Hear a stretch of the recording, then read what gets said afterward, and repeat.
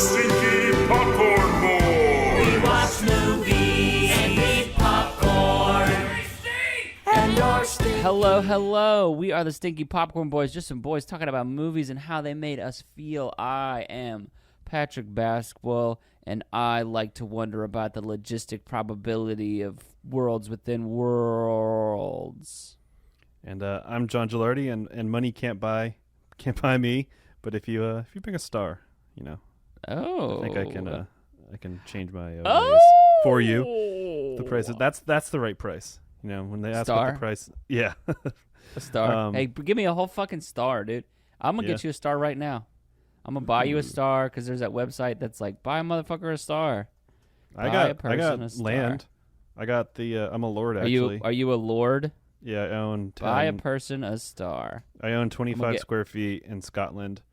Wow, 25 square feet? Damn, dude, Yeah, you're it's fucking. a 5x5 plot, but yeah, it's in the forest, so it's a little plot of land. I got some trees in Scotland. You can call me Lord John if you want. Okay, Lord John. I'm a benevolent Lord, so I don't ask. Benevolent Lord John. I don't demand it. I kindly ask though. Yeah, I remember in elementary school, kindergarten, like how stars were so coveted. Like, I remember teachers used to have leaderboards with like, who was dude. like, but now I doubt they have that because I bet that's like toxic or breeds toxicity. Yeah. But it's like, because kids are soft these days, man. You gotta instill some alpha energy with stars on a leaderboard. Yeah, like let's go ahead and breed some competition. Yeah. Let's breed some competition between people. I mean, obviously, there's a good way. Fuck them kids. Toxicity should be mitigated, but they also like competition and failure needs to be taught at some point. Yeah, which is crazy in video games now. They're getting rid of leaderboards, and it's like, is this video game lobby a safe space? Like, why are we doing this? Isn't that the point? Like, yeah, do you I play? Want to know if I'm the best. Well, not even that the best, but like how you can like sort of like. All right, this is like that's how you know where you stand, and not like oh, this defines you, but it's like all right, I have a ways to go. I have to get better, Mm-hmm. I got to get better this way. Indeed. But we watched Stardust. Yeah, we watched. What did we watch, John? What did we watch? We watched Stardust. You could tell. The movie directed by Matthew Vaughn, starring a bunch of people. That was a big box office failure. It was based off of a book by Neil Gaiman, I think. Yeah, that sounds right. I could buy you a star for $20.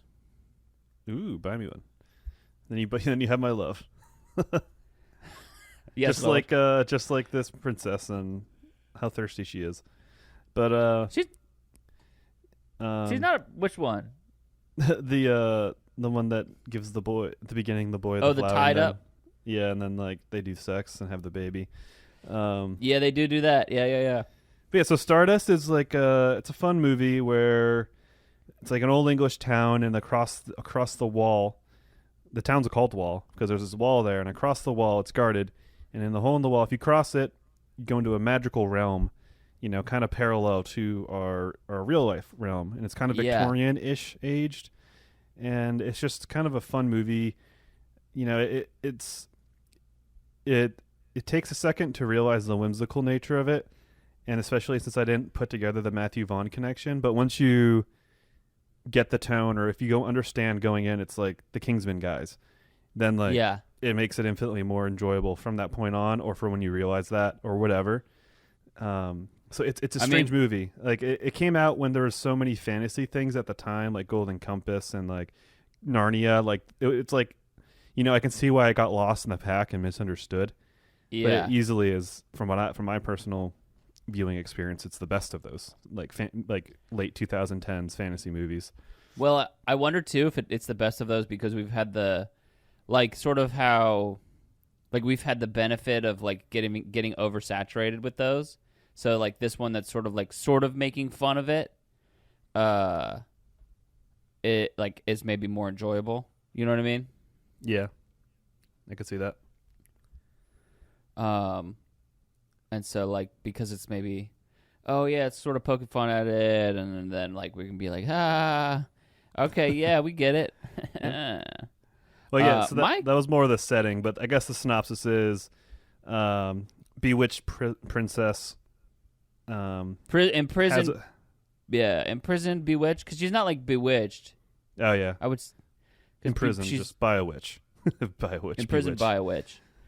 Yeah. Maybe that's where bewitched comes from. Something by a witch. You know, like an old English bewitch. You've bewitched me. Ah! But yeah, so she a village boy from the regular side. He ventures into the magical side, sees Has her. a beautiful little one night stand. Yeah, instant spark. She's pregnant. She brings the boy back to the normal side. What she doesn't bring, because it's the old man. The old man does. Yeah. Yeah, so the boy's brought back at the wall. And he's raised by a regular father, and all intents and purposes he's kind of an unremarkable but remarkable boy. And he's trying to win the heart of this superficial girl. And a star falls, he goes try to get he goes and tries to get the star because he wants to buy her love, and he doesn't see that there's anything wrong with this. And along the way he goes in the magical realm and he finds the star, which lo and behold is a person. And he falls in love along the way and learns a lot about himself and meets a colorful cast of characters, and that's kind of the movie. This is true. Yeah, that's kind of it's sort of your typical hero's journey type thing, you know, relatively typical as far as it goes. Like even where it's like interesting, it very much like falls along those lines of those books that you've mentioned in the past. I mean, Henry Cavill is the bad guy. Very briefly, and like Henry Cavill is the bad guy in all those movies, which is crazy. Oh, he is? I didn't know that. No, he's not. I was joking. But yeah, you got kind of young Henry Cavill before he definitely was famous, and then also Charlie Cox, young Charlie Cox. Yeah. Well, and Ben Barnes. Speaking of Narnia, Ben Barnes, the dad in the beginning, is Caspian. He's also in like other stuff too. He's in the season of Punisher. Some stuff. Something like that. Yeah, I mean it's got a pretty baller cast, to be honest. I mean, you got Ian McKellen even doing the narration stuff, and then I couldn't Robert tell, De Niro. Robert De Niro. We can talk about Robert De Niro's character for a second, because that was one of the things I was like, it's good, it's fun, but I also don't like it, but also I like it and it's fun and good. I don't know. Yeah, I mean, I think it could have aged worse, you know, and it's almost, it didn't age so poorly that almost it aged well, even if it didn't age well. Does that make sense? Yeah. So that was cool to see, I guess, in a sense, in the movie, and to watch that contemporarily would be interesting, especially the Robert De Niro. And even today, seeing Robert De Niro really explore himself in a role like that, because I usually see him as like the confident alpha male or Italian, like diasporic gangster, you know, like in a period piece. So it was cool to see him in this role, and it like the role had him as the hardened pirate. And then he had like the kind of behind closed doors where he like kind of busted out with his real self, and you know, whatever I felt about it, how it was done, it was fun to see and fun to just see out of that actor, and I enjoyed that in itself. Yeah, But what do you not like about it? I felt like he was trying too hard, like Robert De Niro himself. Like, I like the idea of it, but I felt like he was, I don't know. Like, and this is a weird take, and I have absolutely nothing to base this off of, but it felt like something that, like, his agent was like, yo, this will be fun, and he was like, yo, okay, yeah, this will be fun. It's not something I normally do. Let me stretch myself. And then he got there, and he's playing it, and he's like, ah, man, there's a reason that I don't normally do this. And it just doesn't feel like he, I don't know. I just didn't buy it that he was having a great time doing it. Like, felt like he was pushing it too hard. I don't know. Interesting. I don't know. That again, I have literally nothing to base that off of other than watching it and being like, I You also wonder. know his agent very well. So Yeah, you have some I have inside good friends information. I have good friends with the agent, and I know that that's what his agent said. Exactly.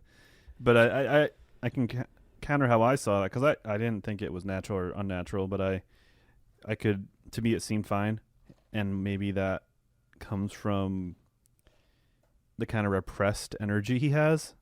So when he is a little bit more, I guess, he's more true to himself, it maybe comes across a little aggressive or too excited or over the top, just because Okay.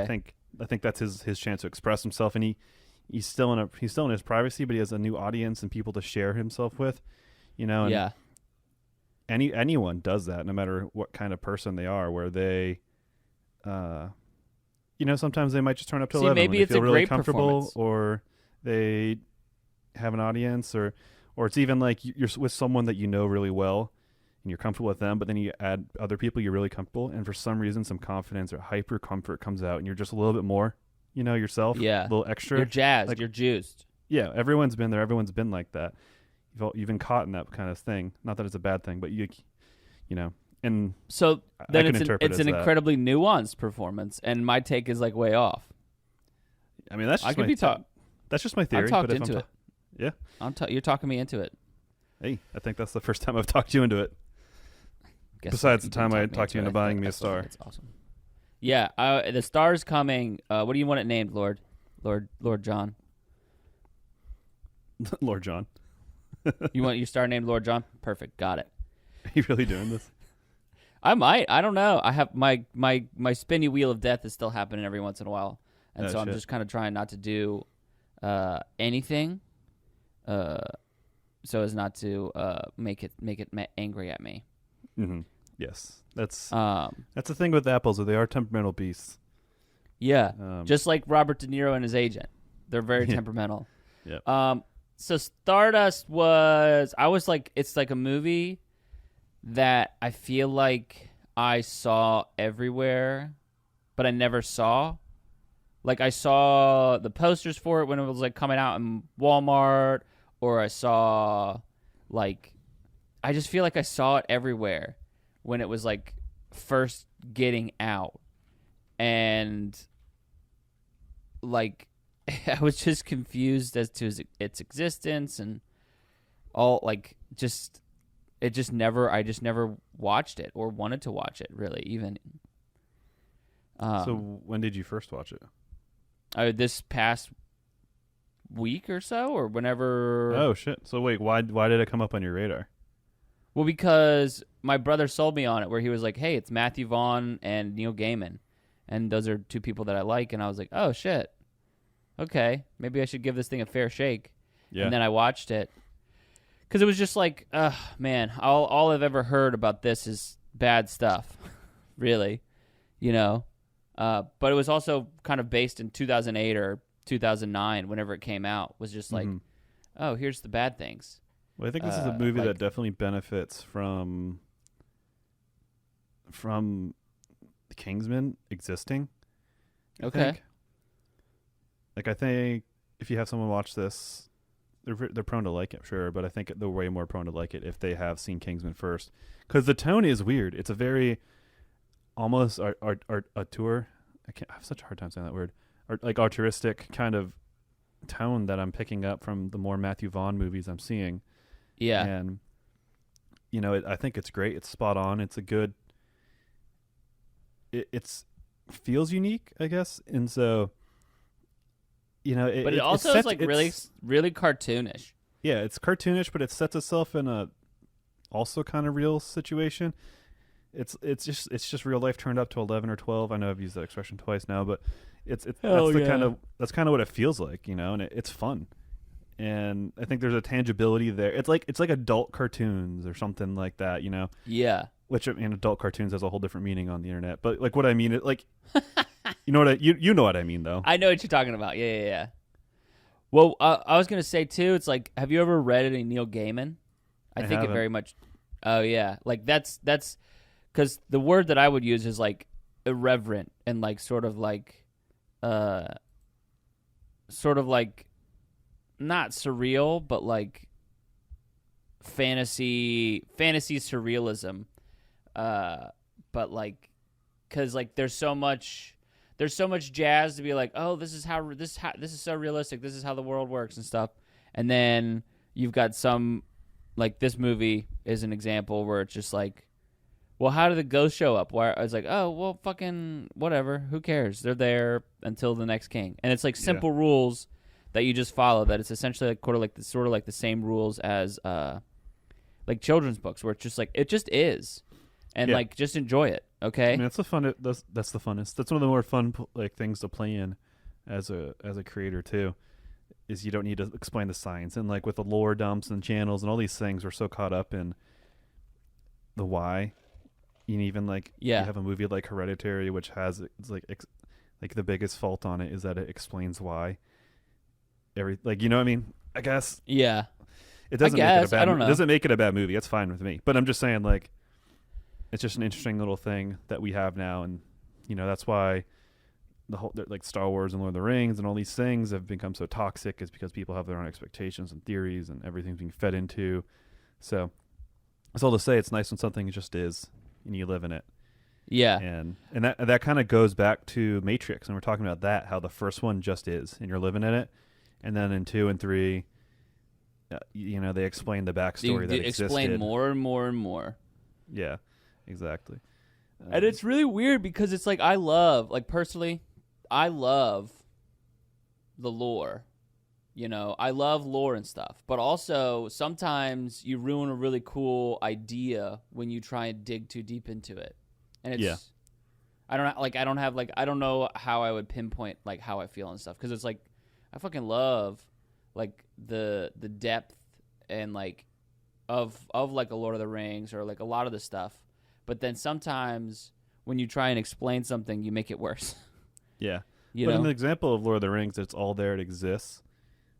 But it exists in such a finite amount, you know, where you compare Star Wars or Game of Thrones to an extent. Like Game of Thrones holds like the whole aura of it is like deep lore and deep family lineages and like crazy history and references. And then Star Wars, you just have a huge expanded universe, and then you have the current set of lore with all the books and stuff and all the stories and extended universe, and it's all about the Skywalkers, the whole universe.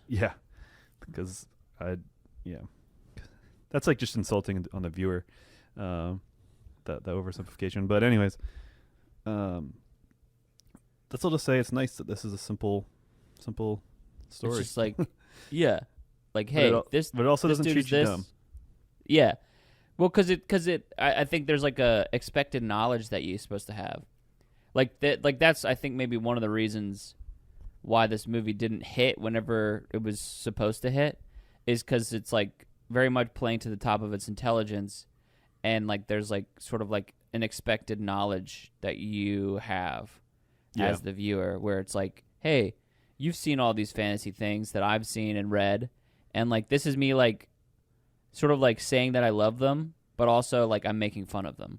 Yeah. Which is where I think the best sort of like, not like where the like, because that's one of the things that that's what makes like Book of Mormon or any sort of thing, when you're like making fun of something so specifically, it's like you gotta also like understand it and like have sympathy for the people who are doing it. And it's like, for me, whenever that's how things age well, you know. Yeah.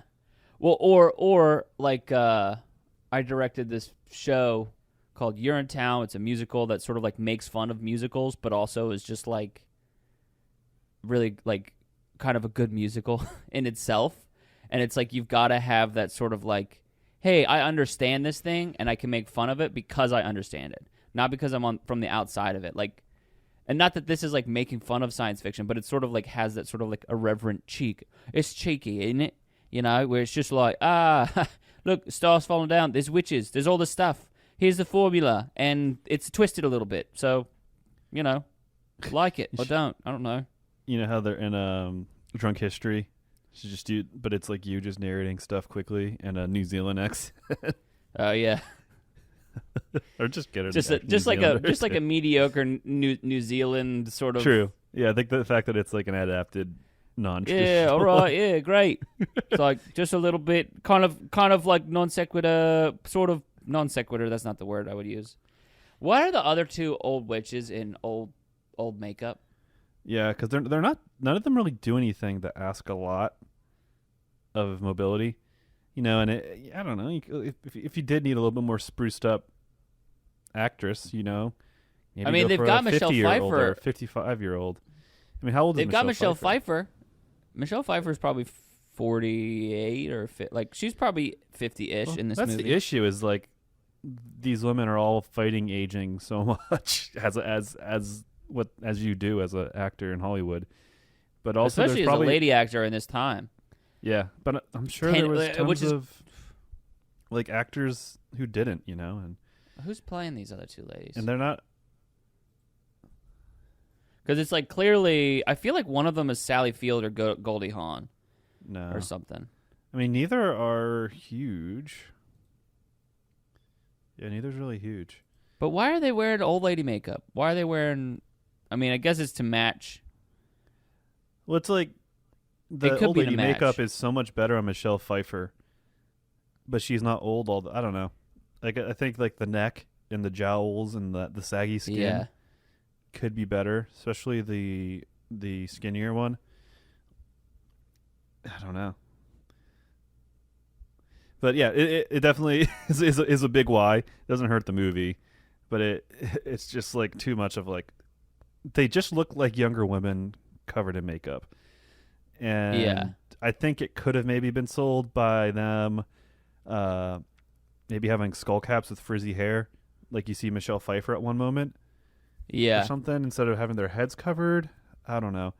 But it didn't ruin it. I mean, this movie's so fun, I guess, in a sense. Well, that's matter. like part of the. I'd say that's part of the jazz where they're like, yeah, whatever, you get it.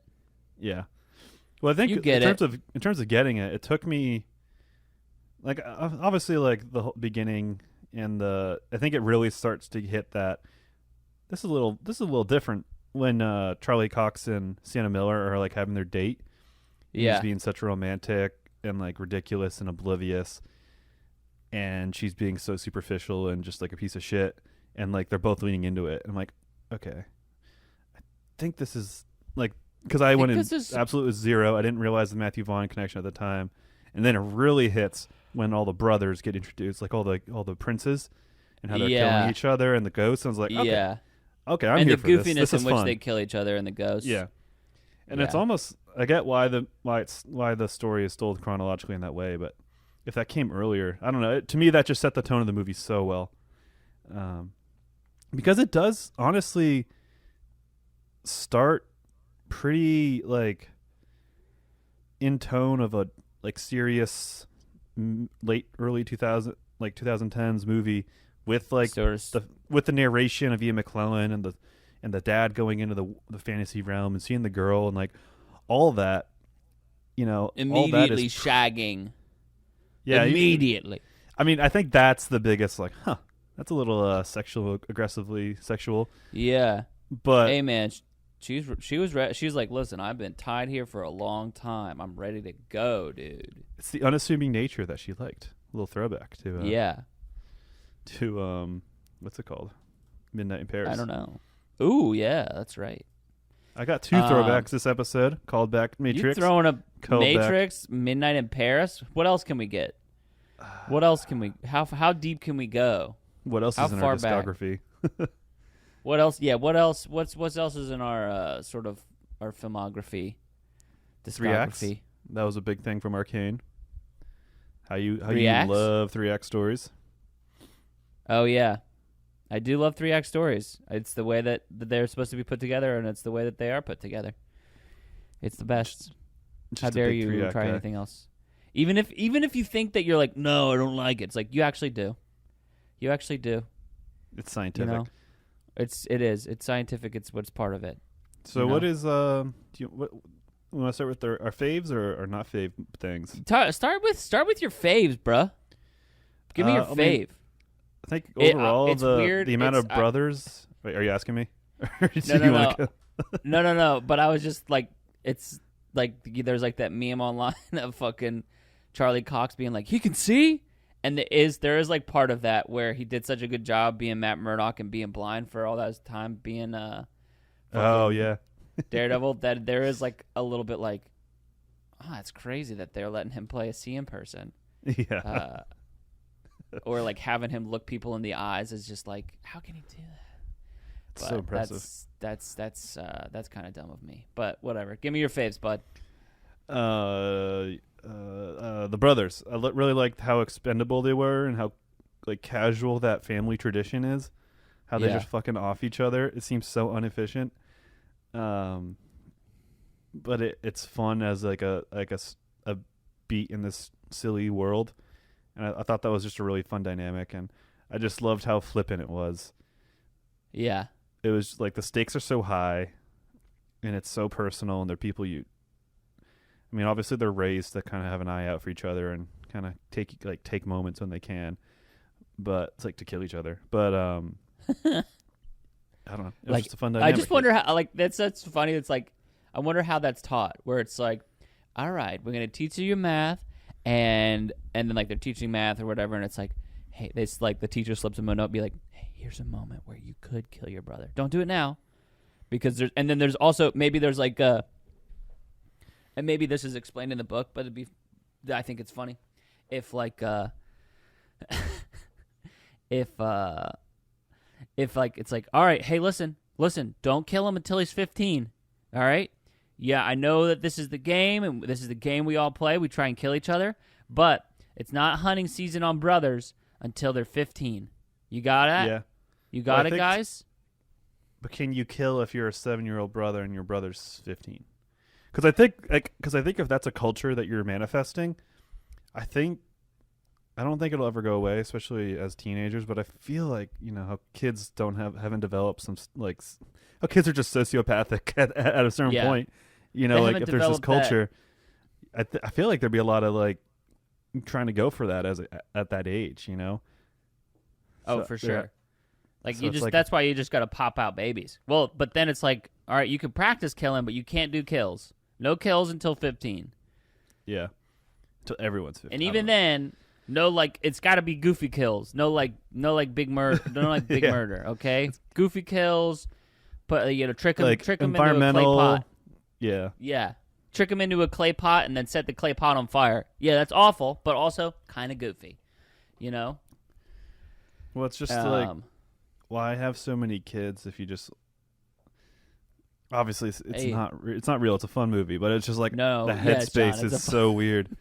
Like, it's just but it's also like there's always been that's how you find the strong. That's how you find the strong ones. That's true. But there's always an unrelayability with royalty, so it actually works too at the same time. But John, what about you? You're a Lord John. It is true, but I wasn't born. I wasn't born a royal. I earned it. You claimed it. it. Yeah, so I have the best qualities of a lord. You weren't born into it. I earned it by my sister getting me a Christmas gift. So hell yeah, dude. Hell yeah, dude. The American dream by being a Scottish lord. Why are they allowed to do that? I don't know. I don't understand. But it kind of shits on everything about that the whole yeah, world. I was wondering. It's like, do they have like the King of Scotland is just like, I guess fuck it. We got to make our $100 or whatever the fuck it is. It's tied to like a tree charity. Oh, okay. So it is kind of charitable, good for the earth thing. Okay, that's nice. I yawned into the microphone. I apologize. So that is a thing. So it gives it some legs, I guess, of not being a total. We like trees here. This is a tree positive podcast. Yeah, very pro tree in this this podcast. Yeah. Welcome to Stinky Popcorn Boys. We're pro tree. Hey, we're pro tree here. We're pro tree, anti stars. I'm just arbor boy. I'm just an arbor boy. I'm glad those guys are disappearing. We got to pay them royalties now. Do we? I don't think we do. Okay, what'd you like? We'll go back and forth. I liked like So you said you like the brothers. I like. I mean, it's just because it's on the screen right now. But I like them poisoning. Like again, talking about the brothers. There's the where they're like they've got the priest, and the three of them are saying goodbye to their father, and they all like drinking a toast, and the priest goes down and has been poisoned. Yeah. Just fucking classic stuff. I also really like I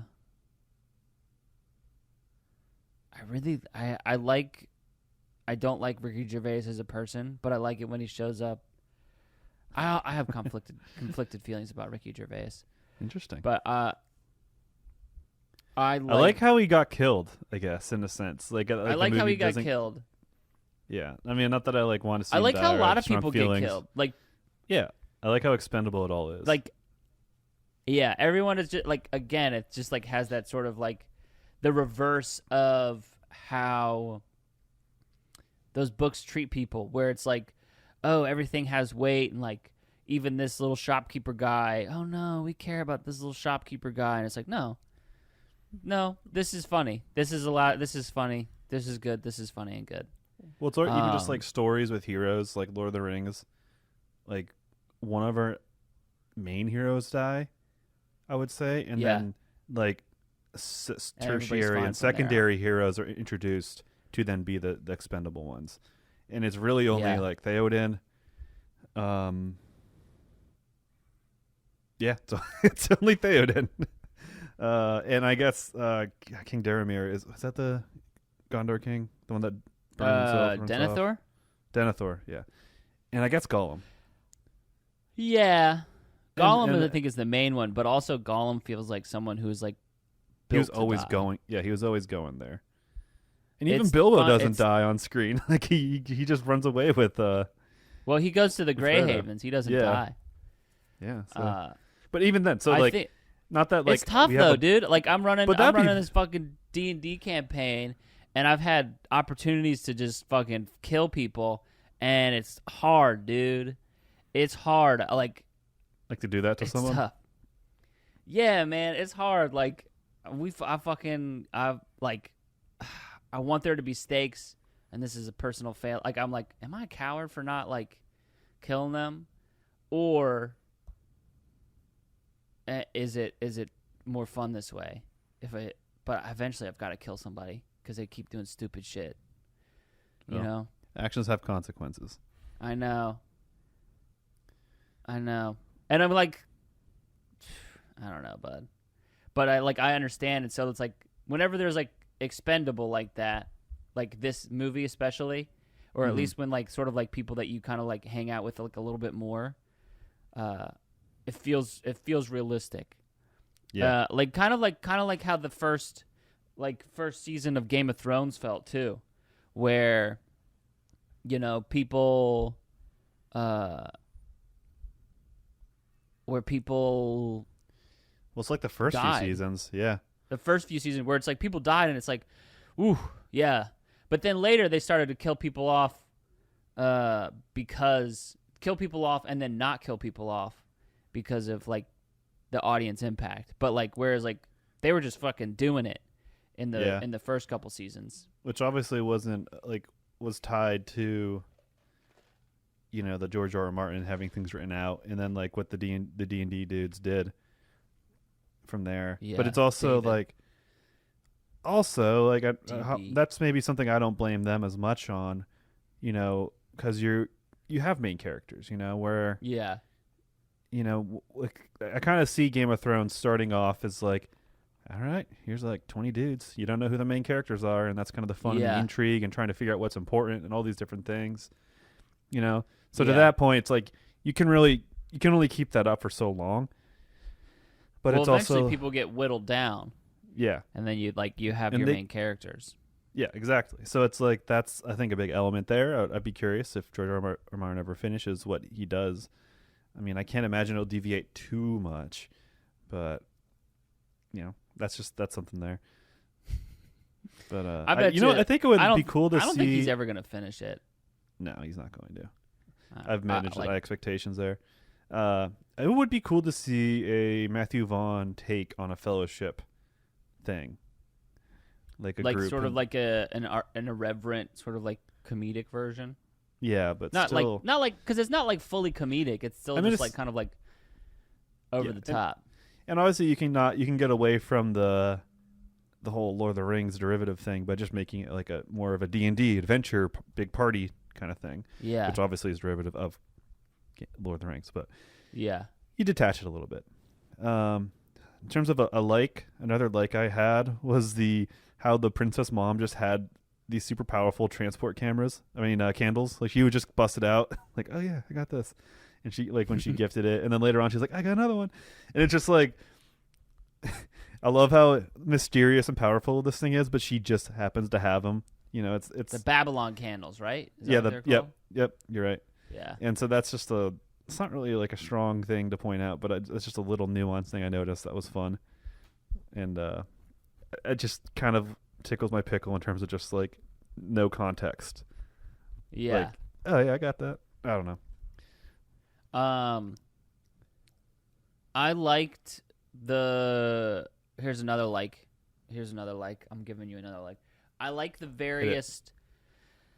I like the abandonment of the goals for, like, I liked how, like, especially the brother, he changed his sort of like goals whenever he was presented with the new set of information.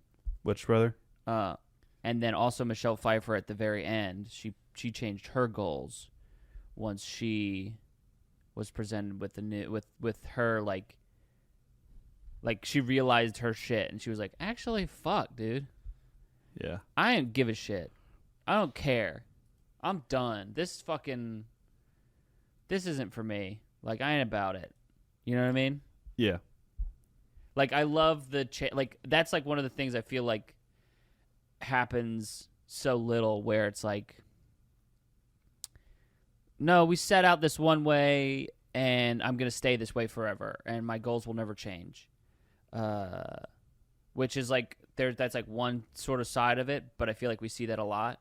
Like, imagine if if Frodo had been able to, like, hey, listen, Sauron, let's just get married. We both love this ring and, like, it's already a ring. Let's just get married. Again, this is completely but it's like instead of throwing the ring away, it's like, what if we have our third option that's like absolutely batshit, but like as a shift rather than like, you know what I mean? Does that make sense? Yeah. I know that I said like sort of like half sentences all throughout there, but yeah. Like I think, I don't know. There's a human element there, I guess, or just like with presented with new information, you can change, and I think there is a movie trope almost with just being so hard-headed and determined, and as if that's like the most admirable trait, you know. Yeah. So then to have characters, I don't know, adapt on the fly and realize, you know, what they want can ultimately be and I think attained in many different ways. You know, I think it's a really human thing and shows a lot of intelligence on the character's part. Yeah. Yeah, and I think it's because that's the whole hero's journey, is for them to change their perspective. But then, like, the villains, to, like, go throughout the thing and then they change their perspective is, like, a whole different sort of, like, that doesn't happen, really. And if it does, it's for the worse, where it's like, oh, there's more power, I'm going to get more power. You know? Yeah. You feel me? You dig? Yeah. I mean, it's just usually just a swelling of who they are, or, again, turning it up to 11.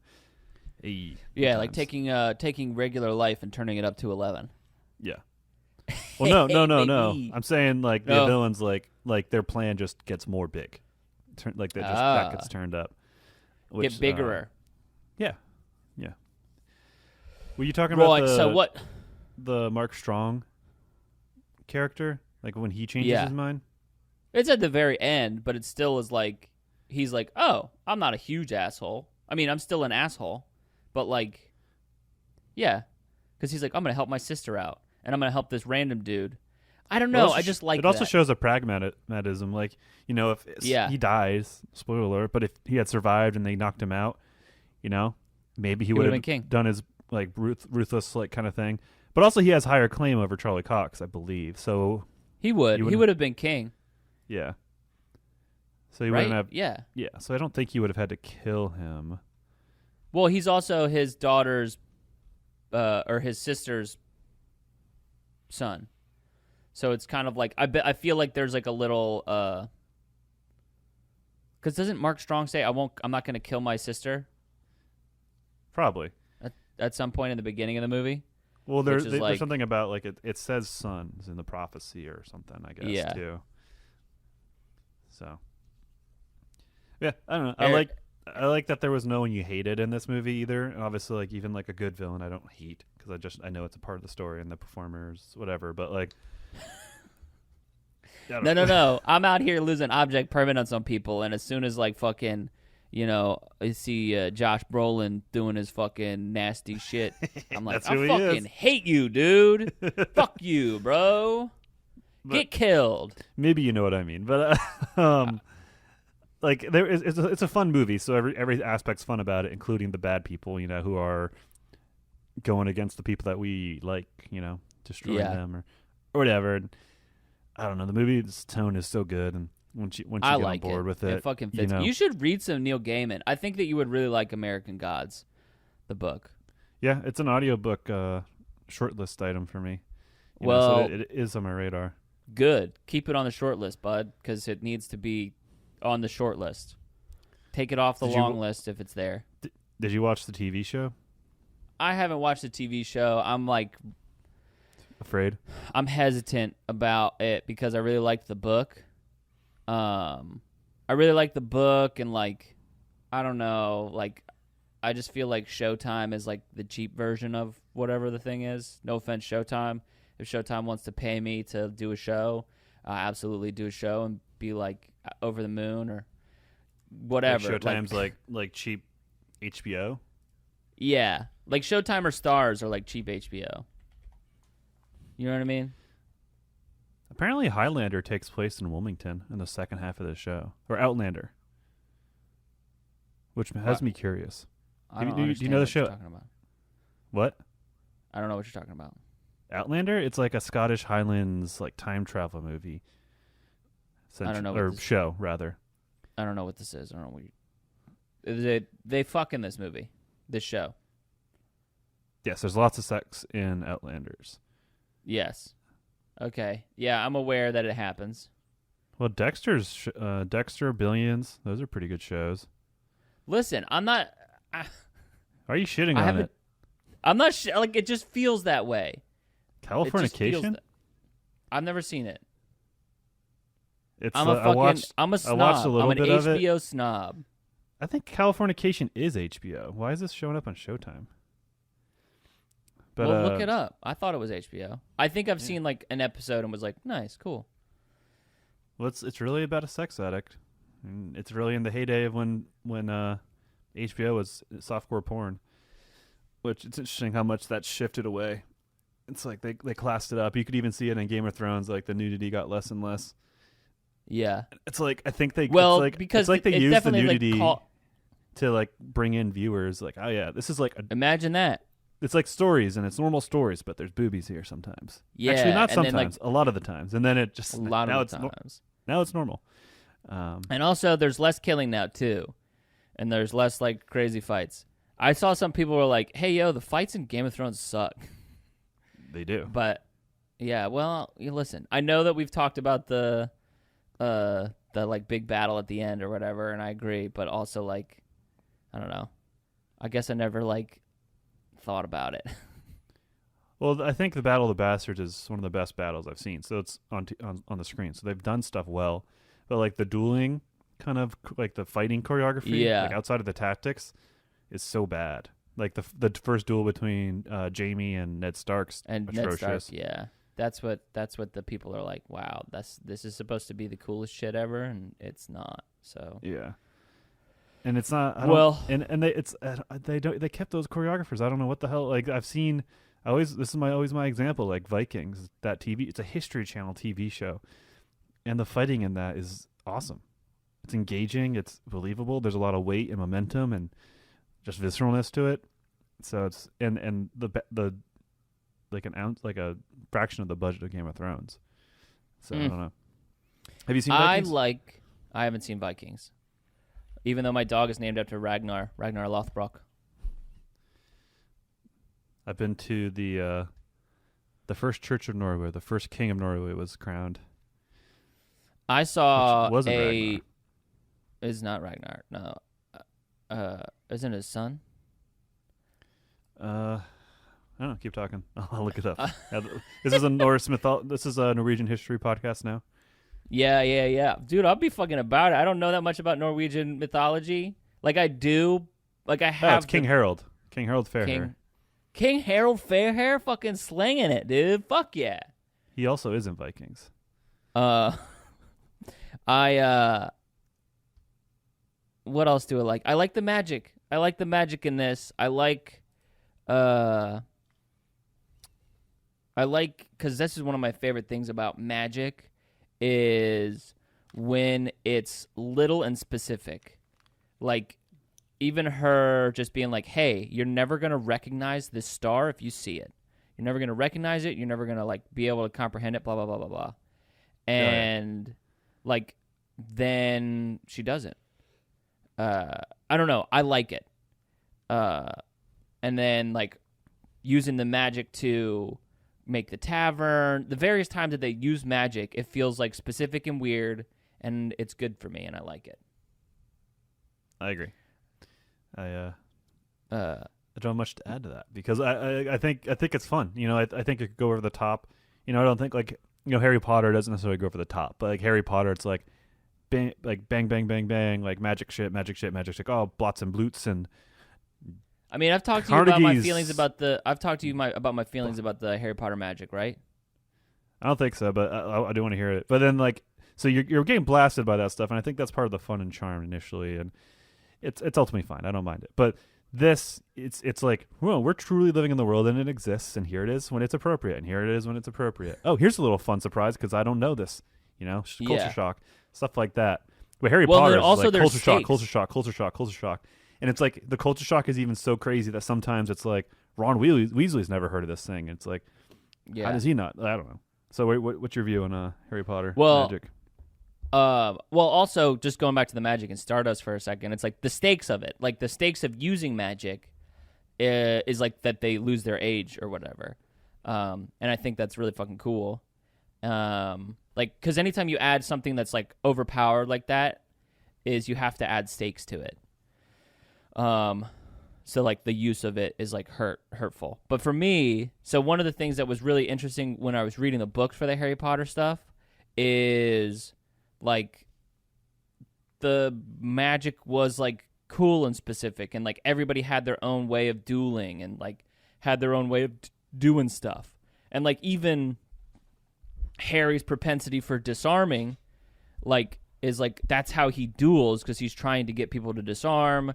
He's not trying to cause damage, and he's trying to, like, get people so that, like, to get away from the fight. And, like, the way that Molly dueled... Stupefy too. I mean, but Expelliarmus. What is? Oh yeah, actually, yeah. Expelliarmus. But then there's also like if like there were different ways of dueling, and like when it like came down to in the movies, they were just fucking shooting laser guns at each other. You know, just like fucking Hadouken. You know, from their wands. When I was like Kingsley Shacklebolt did like, I'm pretty sure he had like he would tie people up and then like have like manipulate the surroundings and stuff, and then like Molly Weasley like had her own way and like blasted hot water, like because it's like using what they do in their everyday life and then turning that into the way that they dueled, like using your magic to be the way you duel rather than just doing like energy blast, and it's just like, I don't know, it's so much more cool whenever it's like when it's specific and detailed, I think. Yeah. Because that's one of the things, magic can be fucking anything you want, bro. Well, I think the best moment of the magic dueling is in Harry Potter when Voldemort and Dumbledore fight at the Ministry of Magic. Like, I think that's the most realized it gets. Yeah. But otherwise, it's just like lasers from wands, Yeah. And it's funny, and I get why it's a thing, but like in the video game Harry Potter games, they're essentially third-person shooter games where you're just shooting from the wands. Yeah. And that's what the game's devolved into, which you can't really blame them too much for how that's kind of what they do in the movie, Bro, the second Harry Potter game was hard. Yeah, those The Chamber of games Secrets. I'd play those games and I wouldn't get very far and be bored. Yeah, it's because like, it's you a can't lot figure of like hey, learn, like, I remember for me, because I played it on the computer, it was like you have to manipulate you have to do the Wingardium Leviosa like shape of it to learn the spell, and you get better. Like, it was just like, man, this is fucking detailed and like kind of cool, but also like this is a lot of time for me to spend, bro. This maybe isn't it. Yeah.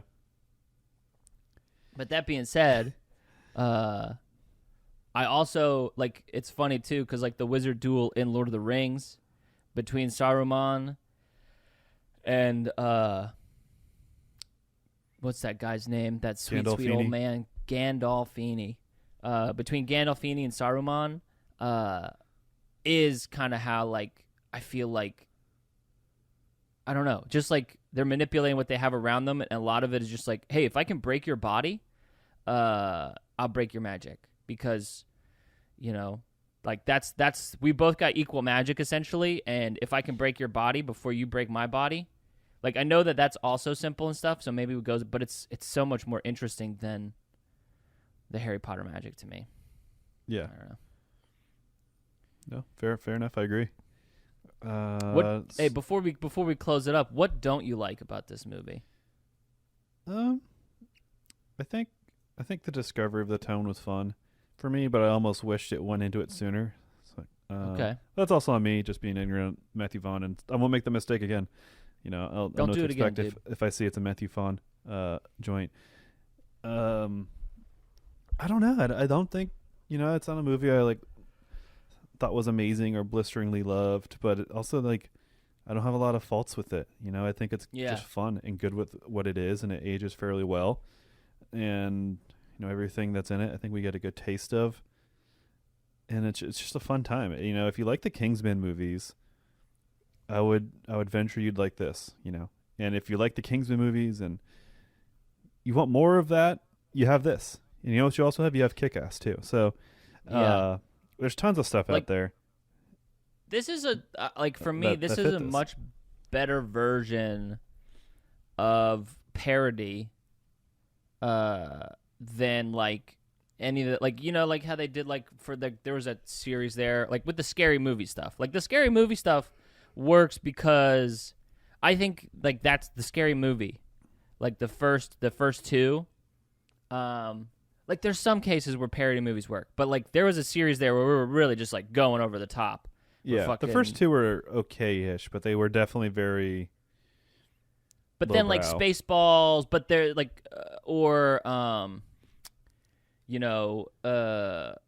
like, Young Frankenstein is still, like, kind of is definitely also parody, but it's, like, it hits better, because it's more of its own thing rather than, like they're making fun of the whole genre, but still telling a concise story a part of it. And that's sort of like the same thing with this movie versus, like, if you like the Starving Games or whatever the fuck, Mm-hmm. where it's just like, this is like a better version of parody because it's still a good own story, but it's not like a full parody. You know what I mean? Yeah. Like, I would prefer to watch this. I mean, I think that the parody shit is true teen kind of garbage movie shit. But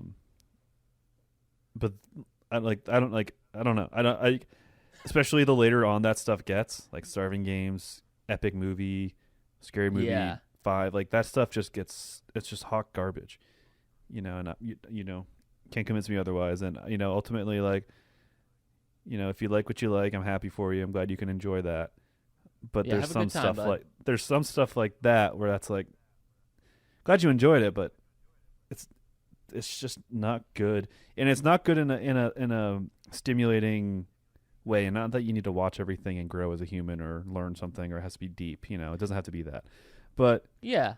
Well, this movie isn't deep, but it's still like it's still more interesting than I don't know, Game of Thrones parody movie. Yeah. I don't know. Joint of Bones. That was terrible. I was trying to think of a Game of Thrones name parody. Game of Bones. The Wheel of Chairs. Yeah. Or Dice of Chairs. There we go. Dice of Chairs. Roll the dice. Roll the dice and find whether or not you live. Or something. I don't know. Fuck. Yeah, you get it. This is better than that. Whatever that ends up being. There's value here. It's not like super deep or anything, but there's like it's just not mindless garbage, I guess. Is all it comes down to. Yeah. And that's where I'm sticking. That's where I'm standing in the clouds. Fucking great stuff. I would say so for Stardust, I think I gave it 3 out of 5 stars. I'll bump it up to 3.5 Stardusts. No, that's too on the nose. I'm gonna give it 3 out of 5 Babylon Candles because you know what? It's gonna take you wherever you want to go. Yeah. Look at that. Yeah, I think I gave it 3.5 too. I gave it 3.5 lucky flower things. Ooh, little glass flowers. Yeah. Hell yeah. What'd you give this one? I just said. Oh, sorry. What have you been watching? That's zoned out. You guy paying attention. I do what I wanted to ask. I've been watching. I watched those crazy fucking football games yesterday. Some crazy stuff. It's crazy stuff. Too bad we're not a sports podcast. We're not allowed to talk about them. Yeah. And I watched True Grit yesterday. I just kind of like chilled out. I watched True Grit and watched football. Like Americaned it up. Nice. That's funny that you say that because the only thing I've really watched, I watched all the football games. Crazy stuff. I think the Super Bowl's probably happened by now. In real time. I think we watched the Super Bowl. Oh yeah, in real time. I think we watched the Super Bowl last night with the fucking Bills Chiefs. Yeah, maybe that was at least like a Madden game. But anyways, I loved it. I watched the first episode of Hawkeye, so little oh wow, there. You're finally getting around to that. Yeah, and I'm enjoying it. I mean, it's good stuff. It avoids the feeling small, like feeling like a different medium, I guess. Yeah, they do a much better job than in Falcon and Winter Soldier. Yeah, that felt cheap, I think. And even what was the other one? WandaVision felt right. It felt good, especially because it had the benefit of like being a parody of stuff and like working in a studio space. Yeah. Loki felt the budget felt right. Like it looked Loki looked felt good. big. Yeah, it felt big. So that's to say that this feels big while still being about normal people. Because I think a lot of people, that's the weakest part is the normal people stuff. Like essentially Black Widow, Yeah. And what do you think? Guys. All right, let's talk about real quick Marvel Cinematic Universe. What do you think in Marvel Cinematic Universe, if they had COVID, what would they do? Would they solve it like the same, or would they just like... Oh, they definitely have the technology to do something about it. Okay. Yeah. I mean, that's the whole thing about the MCU's, that particular universe, is the technology is way better. Like, that's even a point in Spider-Man. He's like, we got better technology, you guys. Yeah. And, like, that's why he's, like, blowing their mind. And obviously for the villains, they've been dead for 20 years, so there's 20 years of advancement. But, yeah, it would not be a factor. Glad we can end there. What a world that would be. What a world. I know. Well, people are starting to move towards endemic stuff, so I think Europe's going endemic. Like, yeah, it's just a flu. Or not, it's just a flu, but let's treat it like it. Yeah. We got to get things going, I guess. So we'll see. Yeah, let's vibe out and see what happens. See what happens on the other end of this Omicron spike. But yay! Yeah. So thank you guys for hanging out and listening. Yeah, we love you. Hey, check us out. We probably still got shirts. Yeah. If you want a shirt, still got those. They're at jtmerch.com. Say it. jtmerch.com. That's where you get them. I did it right. jtmerch.com. Yep. Hit us up whenever you want. Just call us, say hey, how you doing? Talk to me, feel how you feel about things. Let me know what you're eating. And as they say in what's the name of this land? Stardust Stormhold. land? Stormhold. Stormhold. As they say in Stormhold, hey, excuse me, could I please eat some of that star, please? Just a little taste of your finger.